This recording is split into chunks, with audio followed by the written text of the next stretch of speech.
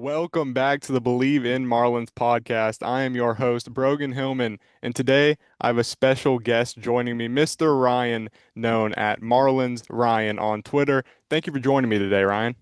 Yeah, I appreciate you having me on. Always excited to come on any type of Marlins podcast and talk some ball. Yes, sir, absolutely. So speaking about that ball, the Marlins 31 and 45 on the season. They're in fifth place in the NL East, just a half game back behind the Washington Nationals. And we saw them play a great series recently against the Atlanta Braves, taking that series 2-1. What are some of your initial thoughts with that series? Yeah, I think the offense came through and the pitching just did its job. I think this was one of the more complete series they've played all season. And I wanted to put an emphasis on the Sunday game. They hit very well off Bryce Elder. He allowed 10 hits and 5 earned runs. Um, and we saw Kyle Stowers homer. So there had been a stretch before this series where the Marlins weren't really homering much. At most, they would homer twice a series. And we saw Augustine and Stowers both homer in this series. And yeah, just two big wins. Obviously, the Saturday game was a big blowout. So I'm kind of going to try to cancel that one out and focus on the positive. Absolutely. And like you mentioned, that hitting performance from the Marlins, specifically Agustin Ramirez. I want to focus in on him real quick. How do you feel with him as he moves down the stretch as a catcher and as a prospect? And how do you feel he's finding his footing each night he steps on that diamond for the Marlins? Yeah, I think his defense overall is just a massive work in progress, but he's really impressed offensively. Obviously, as we know, he got off to that really hot start when he first got called up. Then he kind of cooled down for a bit. He was hitting into a lot of hard exit velocity outs and getting a little unlucky. And I'm willing to bet that his baseball savant expected stats are a lot higher than his actual stats. He currently has a 731 OPS, so still pretty solid for a rookie catcher. And maybe his offensive numbers have plummeted just a little bit because he's had to balance improving as a defensive catcher while facing major league pitching as a hitter for the first time in his career. I also think it's interesting that the Marlins haven't really experimented with him at DH or first base. They've instead gone to Liam Hicks um, for their third catcher to play DH and first base. But yeah, overall, I'm still impressed. He's hitting the ball hard. He has double-digit homers with 11 right now.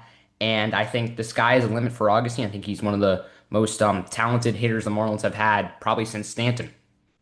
I would have to agree with you there. He's been off to a very hot start. He's been performing very, very well. And moving that a little broad, just the young talent in general now, seven active rookies on this roster looking to get the job done. Guys like, you know, Javier Sanoja, who have just been playing all over the field, have been very, very good. What are your thoughts on this young talent moving forward as a whole group, and how do you think they're going to zone in on helping that talent move them forward? Yeah, well, we've seen a lot of stretches where they've been hot, they've been cold. So it's been an inconsistent season overall, but I think you're seeing a lot of just promising results from this young core. Xavier Edwards got off to a slow start this season, and then went to the IL. And since being activated from the IL, he's hitting well over 300. He's been a reliable contact hitter, and not to mention, he's been much better defensively since he was moved from short to second base. Um, and then Otto Lopez currently leads the team in B-War. He's been excellent defensively, not great offensively, but that's not really what he's being asked to do. He's been an elite defensive second baseman early on in the year, and he's been just as good at shortstop since he was moved over to the other side of the middle infield. And yeah, just overall, I think there's not really like a ton of disappointing players. I think you're seeing promising signs from everyone. Even Kyle Stowers, he got off to a very hot start, kind of cooled down in late May and going into June, but now he's starting to heat up just a little bit more. I mentioned he homered in the Braves series. He also doubled. So yeah, just overall, not much to really criticize. I think you're seeing positive signs out of pretty much every young player on this team. Absolutely. And speaking about this young team, the flexibility that comes along with it, we saw just recently they had their first duplicate lineup of the year. How do you think that flexibility plays into the way they're playing as a unit, and how do they use that to their advantage coming on the field night in and night out? Yeah, well, I'm actually not a huge fan of their approach with different lineups every night. I think if the team wants to find an identity, these are a bunch of young hitters who are looking to figure out who they are. They need to be put in similar spots on a nightly basis, and that's just not happening with this team. Mixing up the lineups every game and using a unique lineup every game up until this past weekend. I'd like to see as we go into the second half, the Marlins start to repeat some lineups. So guys, for example, like Augustine Ramirez, he knows that he's the cleanup hitter night in and night out. Dane Myers knows that he'll be hitting towards the middle of the lineup in the 5 or 6 hole. I want guys to know who they are and what they should be doing to contribute for this team. So yeah, I'm personally not a fan of mixing up the lineups every single night. I got you. Yes, stability does go a long way when building a lineup. And a guy that has been very stable as of recently, has been very good in his last four starts, the ace, Sandy Alcantara. What have you seen from him, and have you been impressed with that performance? How has he been playing as of recent? Yeah, I think the stuff has always been there this season for Sandy. He didn't really lose much velo coming off Tommy John. The issue for him was just locating his pitches, locating the fastball, locating the changeup. That was where he was getting beat, especially later in games. Especially, what comes to mind is that White Sox game where he was pitching great and then he gave up that big, I think it was a 3-run homer to Tim Elko, and that just completely killed him. But now we're seeing Sandy stay stable later into games. He's staying consistent throughout the outing, going 5, 6 strong innings. He's had a quality start in 3 of his last 4, and I Bleav he has 6 more starts. It's lined up to be 6 more before the trade deadline, so we'll see if he can keep it up. He's going to face some weaker offenses. I think the best offense he faces before the deadline is going to be the Padres. So these 6 starts and going back to his last 4, so these 10 starts combined going into the trade deadline are going to determine what type of prospect package the Marlins are going to get for him. That's right. And speaking about prospects, Adam Major, he made his first start coming off the Jumbo Shrimp call up. He was 3-4 for the Jumbo Shrimp, played in 12 games, 55 strikeouts with a 3.62 ERA.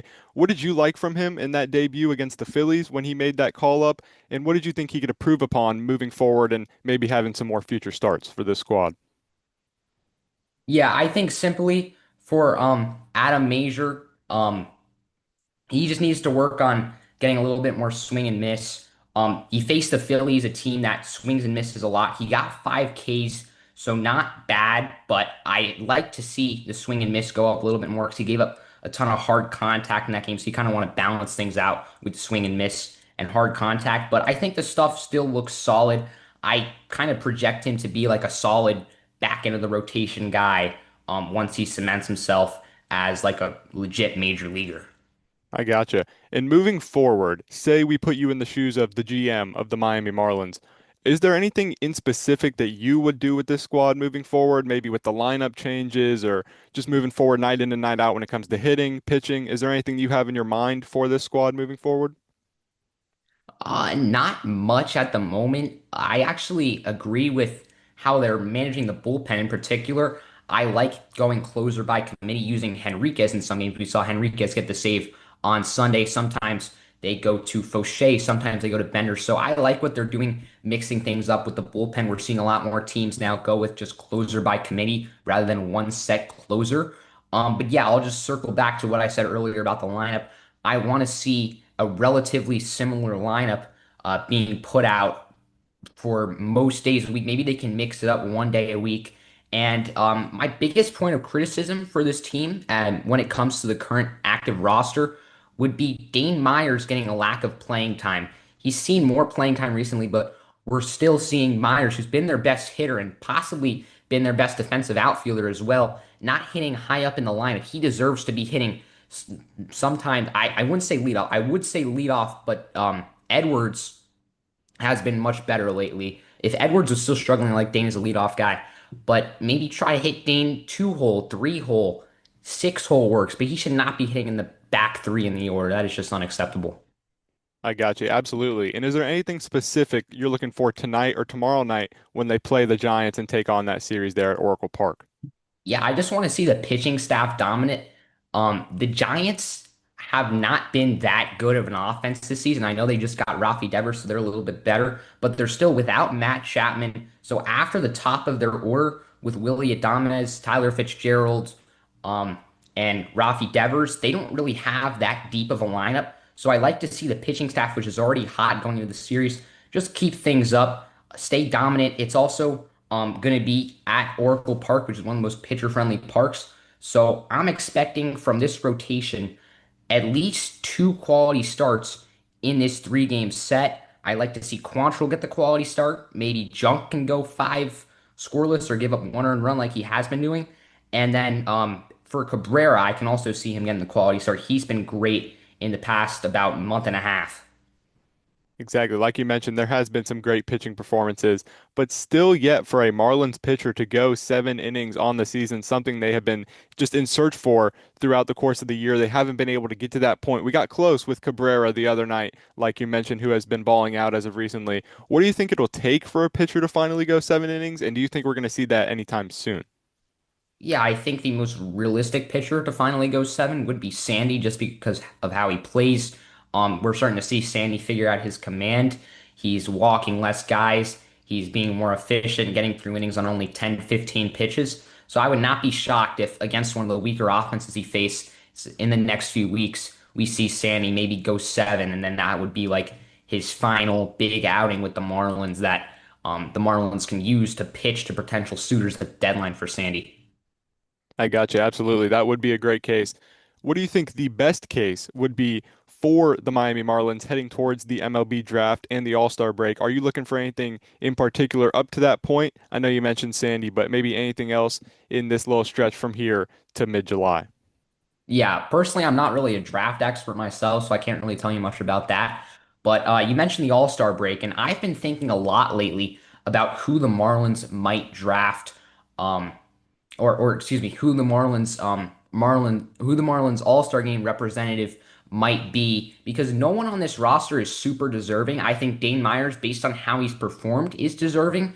However, he's only played like 50 games this season, and NL outfield is probably the most stacked position going into the All-Star game. So I don't think he'll get the nod. And if he does, someone will get snubbed severely.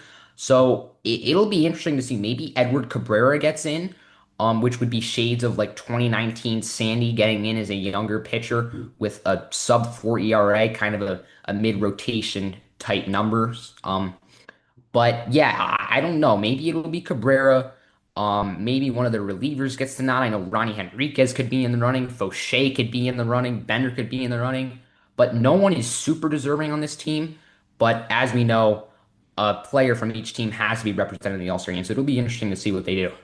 Exactly. There's a lot of outlets and ways they could go with that, just like you mentioned with the representative. So definitely will be interesting to see heading more towards the break who will get that nod. But for you personally, is there a favorite moment for you as a Marlins fan? Is there something you look back upon and you just think positively about every time?